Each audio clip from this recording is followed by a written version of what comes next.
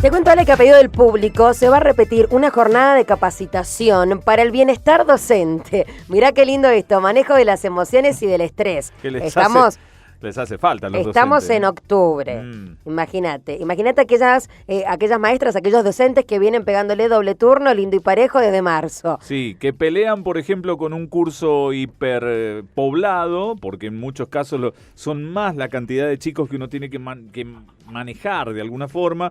Escuelas que por ahí no están en buena situación edilicia, que también hay que pelear con eso, ir y trabajar todos, o sea, terminás con los nervios. ¿Qué causará más estrés? ¿Estar en primer grado o en séptimo grado, por ejemplo? ¿O en la secundaria?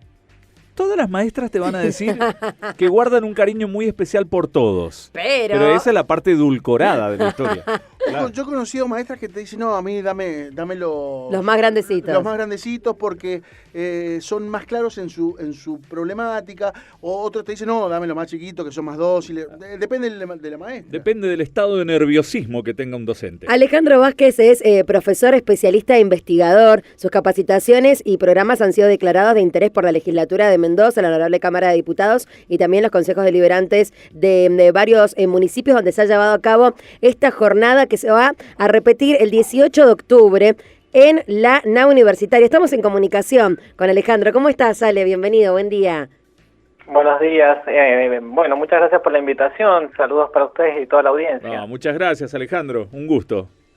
Un gusto, tocayo. Bueno, ahí estamos, muy bien. Muchas gracias. Bueno, arrancamos hablando de esto, ¿no? Un docente frente a un aula, por ejemplo. Llega el mes de octubre, bueno, ahora porque está frío, está fresquito, pero llegan los calores y uno que no es docente, ya entra en un estado de nerviosismo pero tiene que ver con el momento del año, tiene que ver con el momento histórico. ¿Cómo manejamos las emociones y el estrés siendo docentes, Alejandro? Bueno, en principio, como todo fenómeno humano, somos complejos. Los seres humanos somos complejos y analizar una problemática humana es analizar desde múltiples dimensiones, ¿no? Uno ocupa muchas dimensiones. Si hablamos de la dimensión del docente, recién ustedes comentaban, ¿no?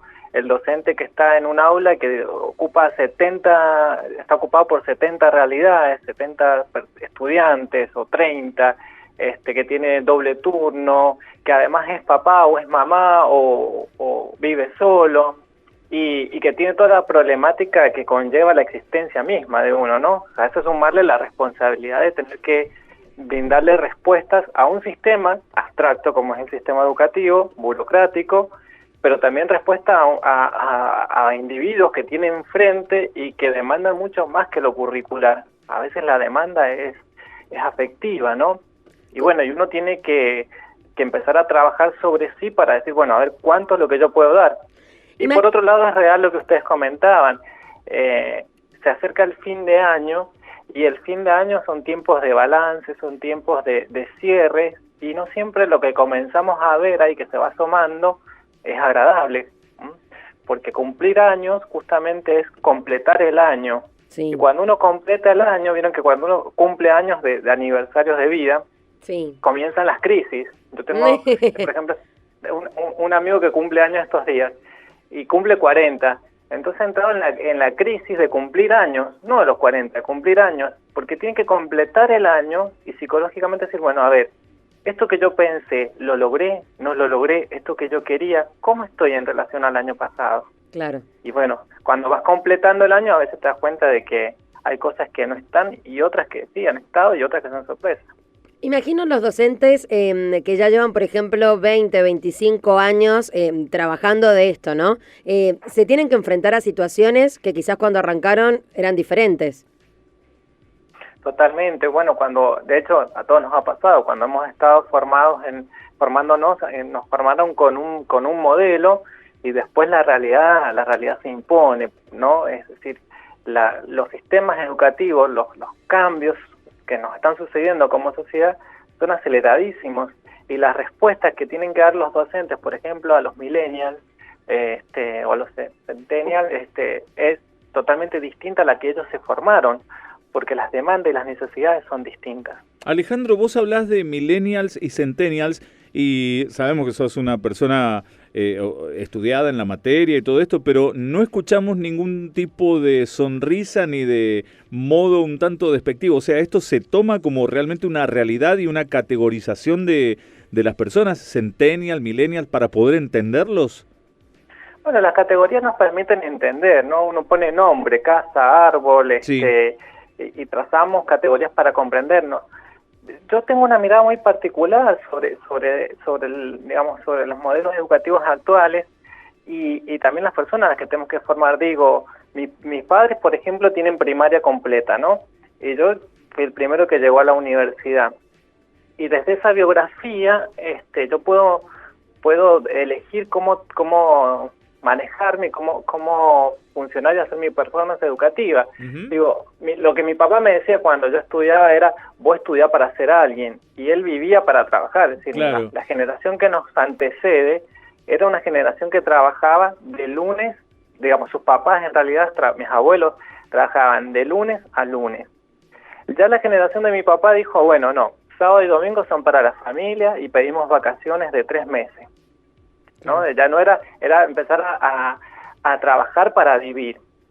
Luego la generación nuestra, digamos, comenzamos del 60, del 80 para acá, comenzamos a decir, bueno, en realidad, bueno, nosotros tenemos que trabajar y empezar a disfrutar del trabajo y de las ganancias que da trabajar. Entonces comenzamos a trabajar de lunes a viernes. Y las generaciones actuales comienzan a decir, bueno, los viernes son días after office, los jueves y los viernes, ¿no? Entonces ya ellos dicen, en realidad las empresas no nos ofertan toda una serie de seguridad que sí la tenían antes otros trabajadores, otras generaciones, y las generaciones actuales buscan la experiencia, buscan transitar cosas distintas en muy poco tiempo, viven en una aceleración. Y viene un empresario y te dice, bueno, yo quiero que nos pase a nosotros en la universidad. Y dice, bueno, a ver, déme un curso para que la gente se quede en el espacio. Claro. Y la verdad es que las generaciones actuales buscan experiencias. Son generaciones que han nacido con muchas oportunidades. Nosotros estábamos dando clases hace poco en arquitectura. Y habíamos hecho unos ejercicios muy lindos. Entonces yo les decía, bueno, ¿qué sienten? En relación a unos ejercicios bastante interesantes. Y siempre salía el miedo, salía esa cosa de sentir los famosos ataques de pánico como la constante, ¿no? Y la docente me preguntaba, ¿por qué siempre que hago una actividad ellos manifiestan miedo? Yo le comentaba, mira, para mí mi experiencia es que estas generaciones han nacido llenas de oportunidades. Entonces, cuando, por ejemplo, el nene llora, un nene que se un año, 2 años, 3 años, que resultado de los chicos que, digamos, han sido papás muy jóvenes, inmediatamente le dan una tablet, o le compran juguetes, o lo llenan de cosas, y ahí anda hablando neutro el pibe, porque está escuchando la Peppa Pig todo el día. Y resulta que, claro, ante el más mínimo sentimiento, digamos, desagradable que puede experimentar el niño, le proveen cosas, el teléfono, la tablet, y por lo tanto, al no experimentar la angustia, la tristeza, la frustración, el enojo, las mal llamadas emociones negativas, estos chicos rápidamente, cuando se encuentran con la realidad, y la realidad, como les decía recién, se impone, les genera miedo, les genera angustia.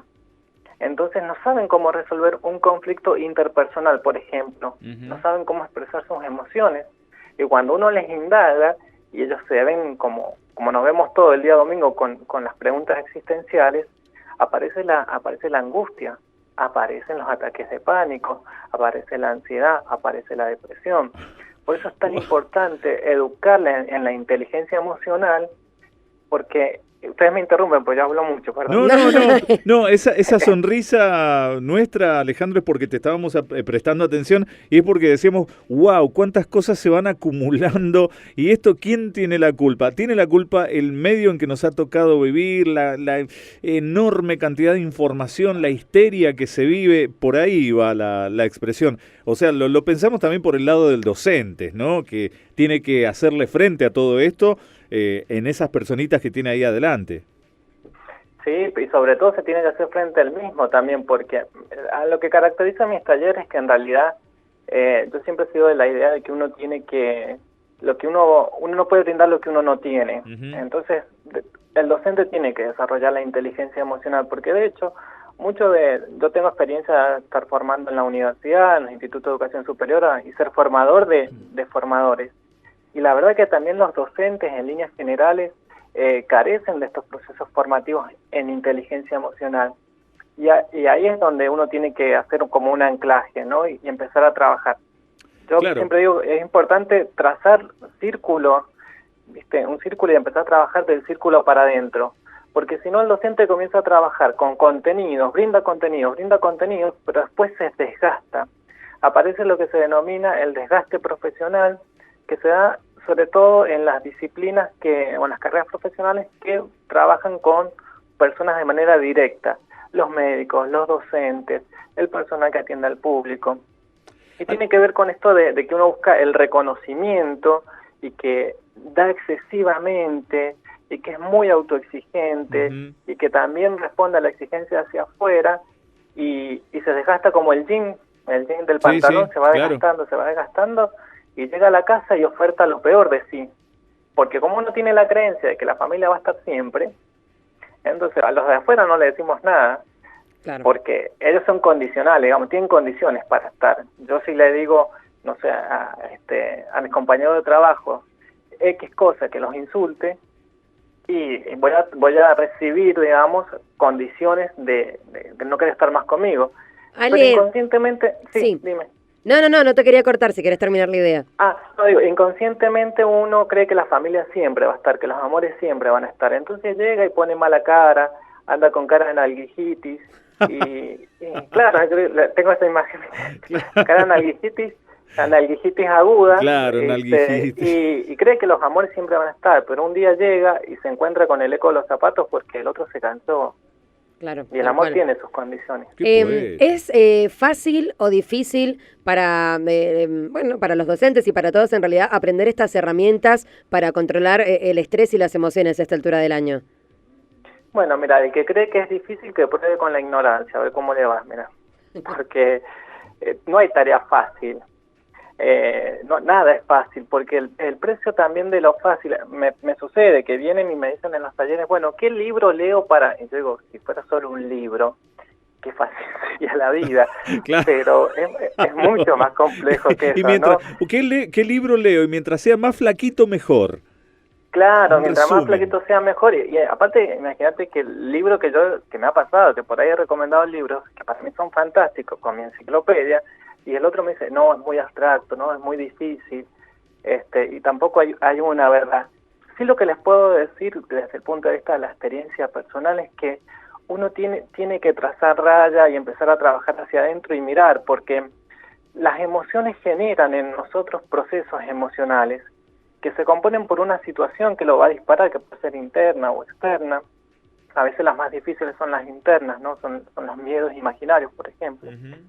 Y ese proceso emocional también lo compone un sujeto que interpreta la realidad. Epicteto decía, no nos afecta lo que nos sucede, sino que lo que nos afecta es aquello que nos decimos acerca de lo que sucede. El problema no son las cosas, sino cómo las contamos, cómo se las contamos al otro. Y uno puede entrar a clase y decir, la verdad que se vuelve difícil este escenario para dar clases.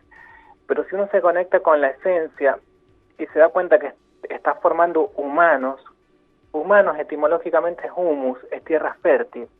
Es decir, que yo trabajo con seres potenciales y lo que yo ponga ahí puede ser tierra fértil, ¿no? Y germinar cosas buenas, artistas, médicos, docentes.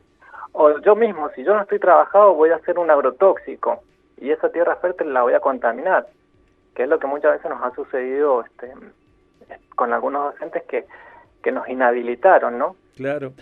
Alejandro, es realmente un placer escucharte y de verdad que dan ganas de ir a la charla. Vamos a repasar la fecha y los horarios. Realmente ayuda en mucho lo que vos estás contando. Esperamos que se pueda explayar más y lo más importante, el público que vaya, que pueda escuchar e internalizar lo que se va a compartir en esta charla. Eso me parece que es lo más importante porque va a replicar después en los alumnos, como si fuera, no sé, mira, ya que nos ponemos poéticos, un río que surge hacia el mar. Eso, mira, ya que nos ponemos poéticos, ¿vos sabés qué significa Alejandro? El que guía a los hombres. El que aleja, Alejandro, el que aleja o protege a los hombres. Según el día, uno los saca zumbando, ¿viste? O los cuida. Mirá vos, mirá con lo que cargamos sobre nuestras espaldas, tocayo. ¿Y Erika qué significa? ¿Cómo, Ale? Digo que es un lindo desafío en realidad porque uno tiene la obligación de cuidar, pero también de saber decir, no, te tenés que ir, ¿viste? Exacto. Es muy importante, el nombre define mucho. Bien. Y Erika significa huracán, fíjate. Sí. ¡Vamos nomás! ¡Qué gané! Atenta, linda piba. Me encanta la ley. Bueno, sí, la invitación, por supuesto. Bien, entonces el 18 los esperamos en la nave universitaria. La entrada es gratuita, es para docentes. Va a ser el 18 de 9 a 12 horas. Vamos a ver las emociones, cómo se originan, cuál es la forma que toma desde el punto de vista del cuerpo, ¿no? Es decir, cómo uno puede identificarla desde el punto de vista del comportamiento, de la fisiología, desde lo biológico también, y lo psicológico, por supuesto, y luego qué técnicas artísticas sirven para trabajar, por ejemplo, el enojo, la tristeza, porque no es cierto que el mandala sirva para todo. Viste que cualquier cosa te dicen, bueno, vos pinta mandala, y uno tiene ganas de clavarle los lápices en el cuello, que te dice. Exacto. Pero bueno. Y ver también cómo se ha renovado todo, que ya no es mandar al rincón con un bonete de burro al alumno. Hay que pensar en otras técnicas. Alejandro... No, porque también uno después eso también se lo trae a la casa. Bueno, cuando quieran vamos para la radio también. Ahí sí, que venga en vivo y seguimos charlando acá. Que la gente pregunte y podemos hablar del amor, pero el amor más que hablarlo se hace. Tenemos café, facturita, lo podemos organizar para que vengas acá. Alejandro, listo, un abrazo cuando gigante. Quieran, vamos. Dale, un abrazo gigante y éxitos este 18 de octubre en la sala Chalo Tulián, la sala roja de la nave Uncuyo, ahí en la calle Juan Agustín Maza, a las 9 de la mañana, Juan Agustín Maza, 250. Gracias, Ale. Bueno, gracias chicos, que anden bien. Muchas buena gracias. semana. Ahí estábamos entonces con Alejandro Vázquez. Así es. Él es profesor especialista investigador. Ahí está, muchas gracias. La charla se llama El bienestar docente, manejo de las emociones y del estrés. Y del estrés. Y del estrés.